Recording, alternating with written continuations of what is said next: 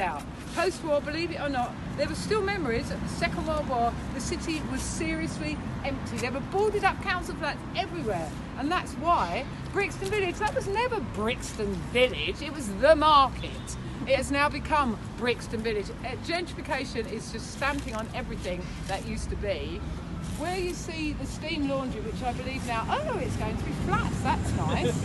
That actually used to be the dole office. Now, I didn't sign on there because I lived in Stockwell, so I signed on in Stockwell. But when Stockwell was closed, I did used to have to come down and sign on here, which was massively important because we had to sign on at least once a month. Once a month, you'd come down here. There were no jobs. There were 3 million unemployed people. They couldn't find us jobs. So we lived on the dole. We used to come down here, sign on, and they'd send out a gyro. Does anybody know what a gyro is? No. Yes, no.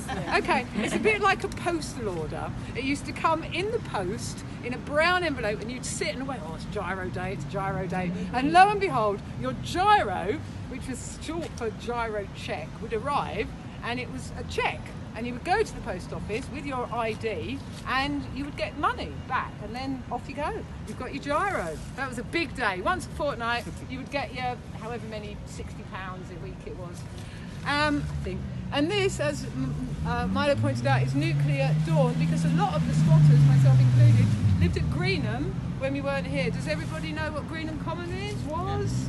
It was a US Air Force base where women came, 30,000 women went on the 12th of December 1988, and a lot of us stayed to protest against the US placing nuclear weapons on British soil. It was a deal struck between Thatcher and Reagan, and we stayed to protest about it. And there was a women's peace camp, a women's only peace camp around the 9-mile perimeter fence with thousands of women, mainly lesbians, there because of course we had no children and nothing else to stop us going. It was fabulous. So I went from knowing hardly any lesbians to knowing thousands of lesbians, and that was all because of nuclear weapons. So let's hear it for nuclear weapons. Yay!